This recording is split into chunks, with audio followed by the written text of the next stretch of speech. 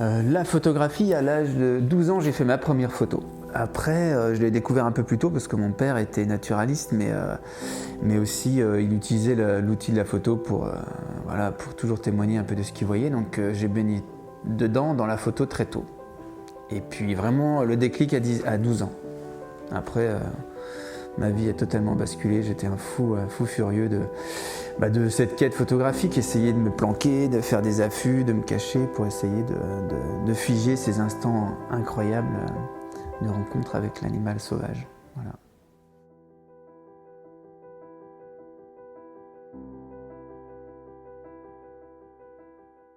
J'ai été happé par la sculpture tout petit. Tout petit, j'ai toujours une sensibilité manuelle et j'ai toujours été inspiré par la matière. Donc voilà, aussi loin que je me souvienne, j'ai toujours utilisé mes mains pour créer. Donc beaucoup d'essais, beaucoup de découvertes de matières différentes, de sujets différents, pour finalement me révéler dans l'argile, qui est pour moi est mon médium de prédilection, où vraiment je peux exprimer toute ma créativité, laisser aller des mouvements sans retenue. L'animalier et l'animalier comme une évidence. Je n'ai pas d'explication précise, mais je pense que voilà, comme c'est une sensation, j'aime assez me laisser guider par mes sentiments ou mes sensations. Et l'animalier s'est imposé à moi assez naturellement après avoir fait du modèle vivant, après avoir taillé la pierre, après avoir taillé le bois. Voilà, l'animalier s'est imposé à moi naturellement.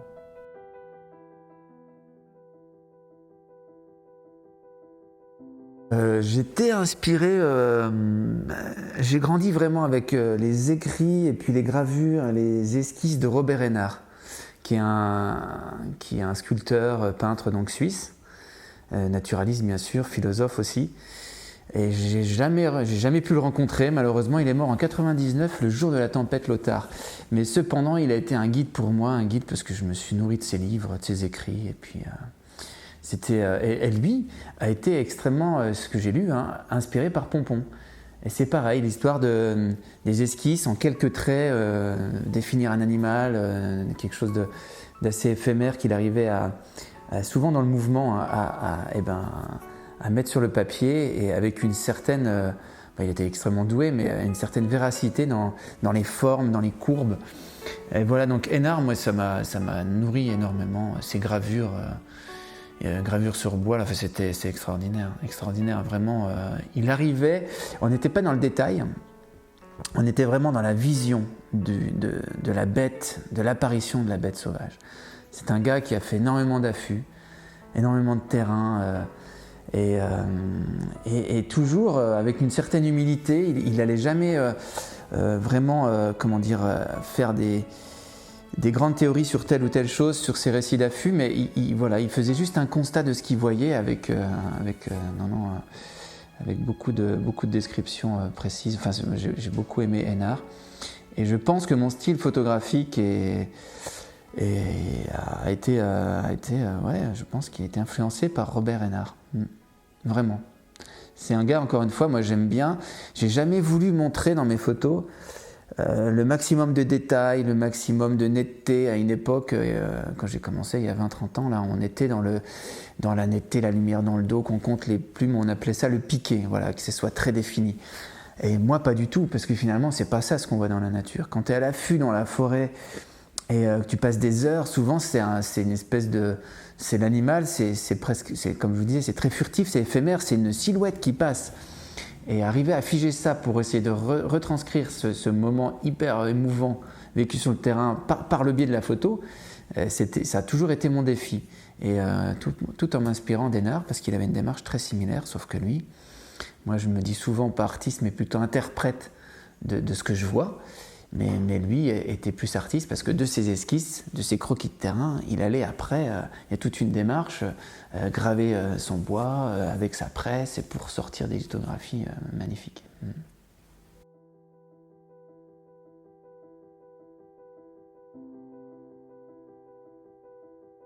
J'en ai eu beaucoup, je pense. Beaucoup de visions différentes. À l'époque où j'ai étudié l'anatomie, quelqu'un qui m'avait fait vraiment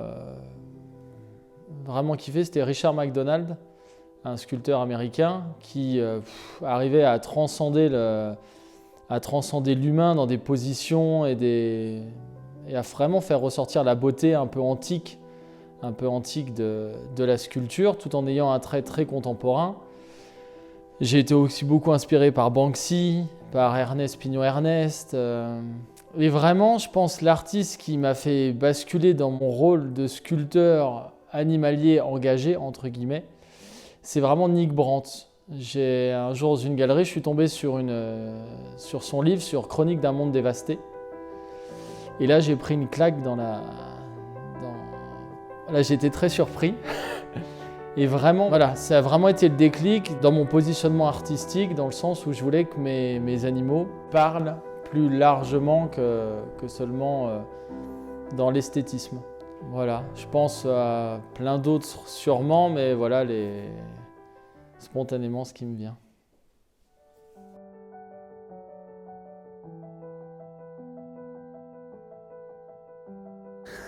Un conseil, ou plusieurs, s'il n'y en avait qu'un, ouais, plusieurs. La photographie animalière, c'est une super belle passion. Ne pas en vouloir faire un métier tout de suite, parce qu'il y en a de plus en plus qui le veulent, mais il faut y aller tout doux. Mais c'est une super passion et plusieurs conseils. Moi, je pense qu'il faut avoir déjà des connaissances naturalistes. C'est super important.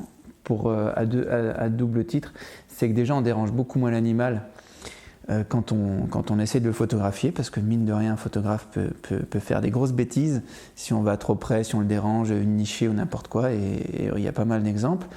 Et puis l'autre, c'est qu'il y a plus de succès quand tu connais mieux l'animal, tu ne le déranges pas, et en plus tu peux plus facilement l'approcher, le photographier. Voilà. Donc je pense qu'avoir de bonnes connaissances naturalistes, et puis passer du temps, acheter une paire de jumelles presque avant l'appareil photo, et passer du temps à observer. Aussi, et ne pas être tenté de vouloir être un consommateur de la photo animalière. On est dans ce monde, une espèce de spirale infernale où tout va vite, et on a envie aussi de consommer et de sauter d'un avion à l'autre pour photographier tous les animaux de la planète. Et j'ai envie de déconseiller ça, parce que finalement, on peut avoir autant d'émotions face à un petit renard ou face à des choses qui sont tout près de chez nous que les grands fauves. Et je pense que c'est important de commencer à être modeste et d'aller voir un petit peu la nature qui est sur le pas de notre porte, et puis essayer de les photographier, ces animaux-là. Ouais.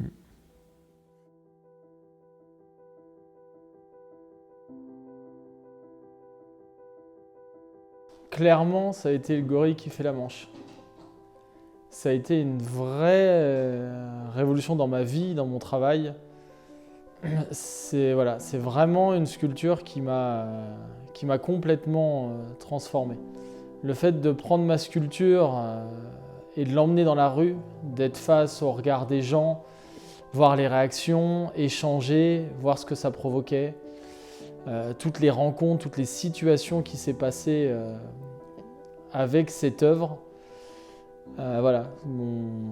clairement fait amorcer un virage à 90, 180, 360, enfin vraiment voilà. S'il y a une sculpture qui m'a marqué dans mon travail, ça a vraiment été le gorille qui fait la manche.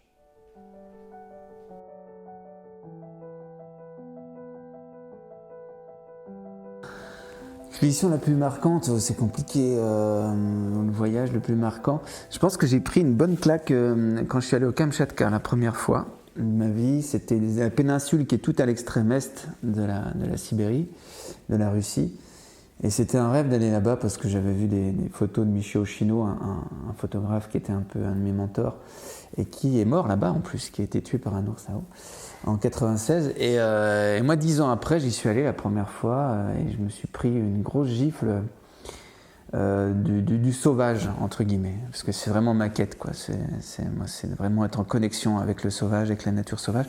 Et là, tu arrives sur une péninsule où c'est le domaine de l'ours et pas de l'homme.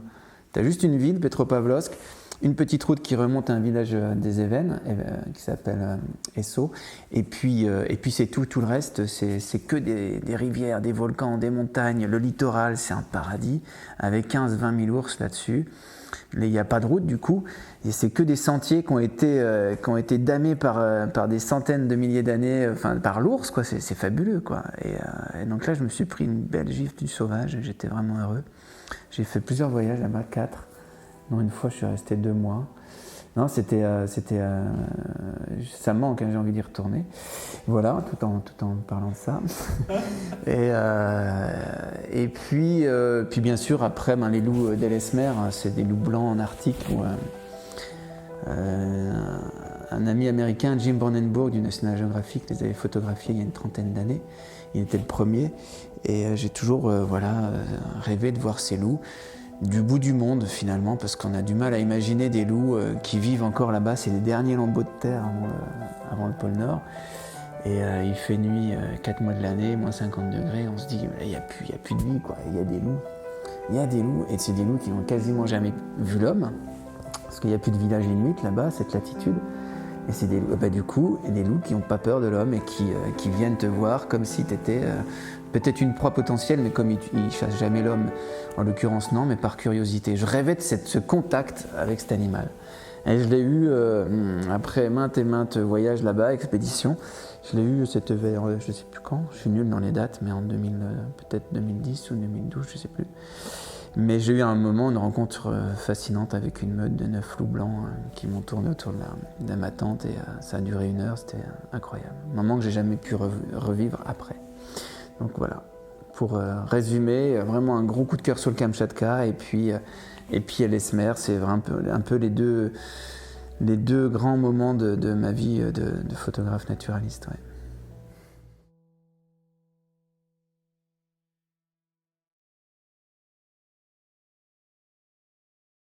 Je souhaite modestement faire prendre conscience aux gens de la fragilité de notre écosystème, de la vie sur la planète. Je sculpte des animaux déstructurés, inachevés, de façon à laisser entrevoir 2 possibilités.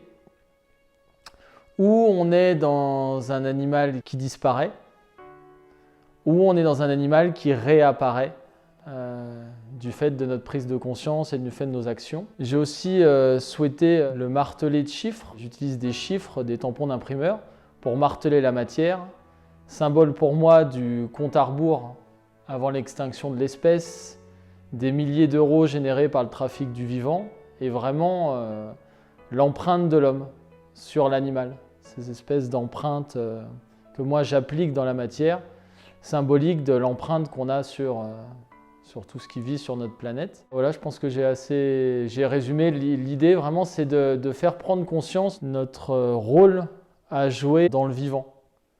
Et qu'on est vraiment au cœur de cette disparition ou apparition, empreinte. Voilà. Et j'espère, voilà, par mon travail, faire prendre conscience de ce danger, de cette imminence de la disparition. J'ai aussi travaillé la couleur sur mes animaux.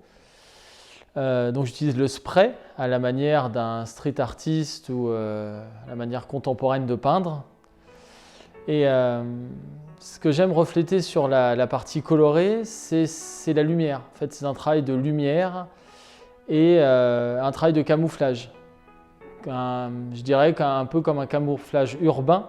L'idée de les peindre de cette façon, ça serait une évolution possible de l'animal pour pouvoir se camoufler dans l'urbain. Donc il reflète les couleurs de la ville de façon à, comme dans son milieu naturel, se camoufler et passer inaperçu. Et la bombe me permet d'avoir une spontanéité, une non-réflexion. Je prends une couleur, une autre couleur, et voilà, je travaille vraiment dans le jet, dans l'instant, pour voilà, faire ressortir un camouflage et un éclairage.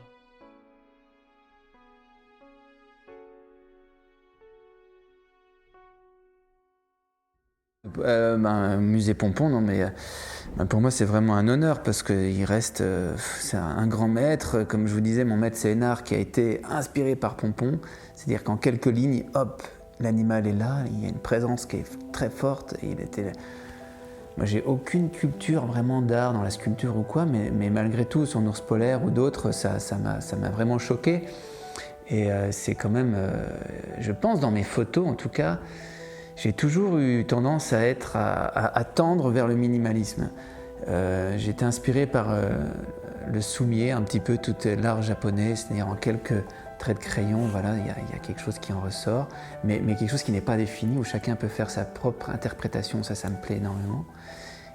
Et dans Pompon, c'est ça, moi je crois qu'il était, surtout pour les sculpteurs, à mon avis, c'est probablement une source d'inspiration folle, quoi. Et donc moi, c'est un honneur, j'étais ravi vraiment.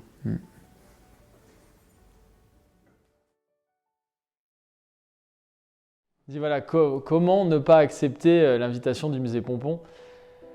Ça me paraissait, enfin voilà, déjà d'une totalement impossible, et voilà, je rejoins Vincent, quel honneur, quelle consécration pour moi, enfin vraiment voilà. Si ça devait être un escalier, ça serait vraiment la plus haute marche de l'escalier. C'est vraiment voilà, une vraie reconnaissance de mon travail de sculpteur animalier. Et puis Pompon, à son époque, voilà, a révolutionné la sculpture animalière. Il est vraiment allé au bout de son envie et au bout de ses convictions, à une époque très codifiée avec les plumes, les poils, enfin voilà, la sculpture animalière c'était ça. Lui a continué à œuvrer dans sa direction, dans son chemin, et par ça a révolutionné le travail de la sculpture animalière. Voilà, donc ce que ça évoque pour moi, c'est vraiment une chance, un grand honneur de pouvoir exposer aux côtés de François Pompon. Que dire de plus, hormis que je suis vraiment flatté et honoré d'avoir la chance de pouvoir exposer mon travail au musée Pompon.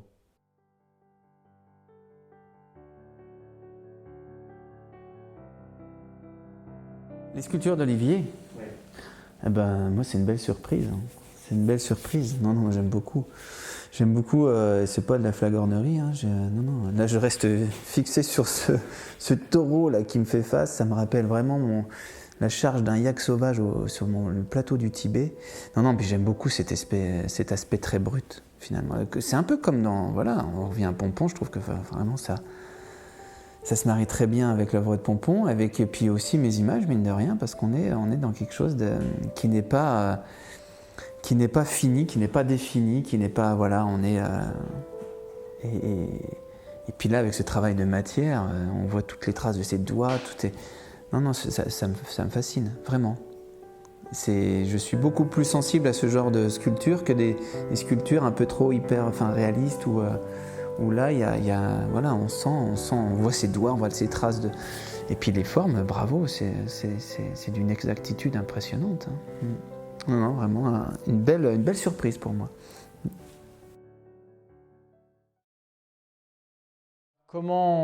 Comment faire ressortir ce que je fais ressortir dans mes sculptures? Voilà, cette exactitude, cette puissance, cette présence.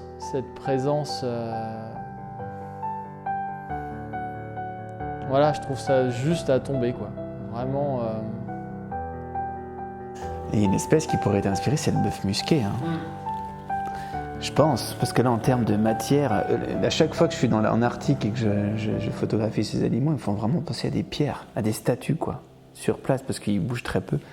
Je pense que cet animal pourrait vraiment t'inspirer, quoi. J'imagine trop, avec ton savoir-faire, là, j'imagine trop un buste d'un bœuf musqué, là. Ouais, avec un peu de... Le roi de l'Arctique, boum. Ouais, ça doit être quelque chose. Un peu de modelé, un peu de neige, comme tu as pu le mettre sur...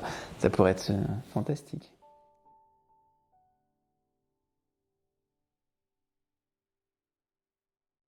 Mes projets, je dois terminer quand même ce que j'ai fait sur la Panthère des Neiges au Tibet, où j'y suis allé souvent, 6 fois finalement. La dernière fois, c'était en mois de février, où on était parti à 4. J'ai emmené l'écrivain Sylvain Tesson avec moi. On est parti pour un peu clôturer tout ce que j'ai pu faire là-bas sur la faune assez hallucinante et très méconnue des hauts plateaux tibétains et très menacée également. Donc je vais terminer ça pour la fin d'année, début d'année prochaine. Et après, en termes de grands voyages, pour l'instant, j'ai vraiment un besoin de me recentrer. Donc je vais rester dans mes Vosges quelques temps. Et j'ai pas de grosses expéditions de prévues pour l'instant. Et comme je le disais, je suis à une période de ma vie où j'ai besoin de me recentrer un peu et finalement de voir l'utilité de tous ces grands voyages.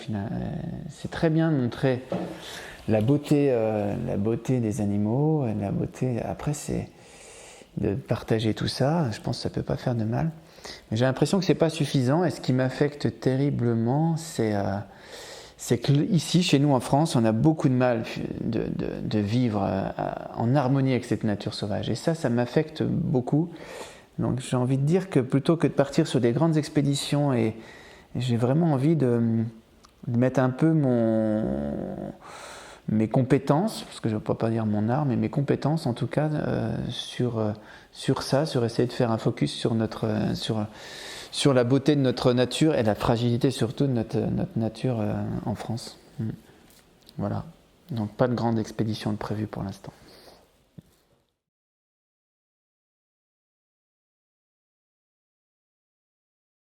Dans une de mes prochaines créations, je travaillais sur les félins. Et mon souhait, c'est vraiment de les mettre au cœur de l'urbain. Voilà. Ou en ponctuel, ou en plus longue durée, mais vraiment mettre l'animal sauvage dans l'urbain, de façon à interroger un maximum de personnes et créer du lien, créer ce que j'ai pu vivre avec le gorille qui faisait la manche. Cette interaction, ce moment extraordinaire d'échange, de partage, d'humanité, enfin c'était vraiment extraordinaire. Donc voilà, j'aimerais reproduire l'opération avec des animaux plus sauvages, moins en posture.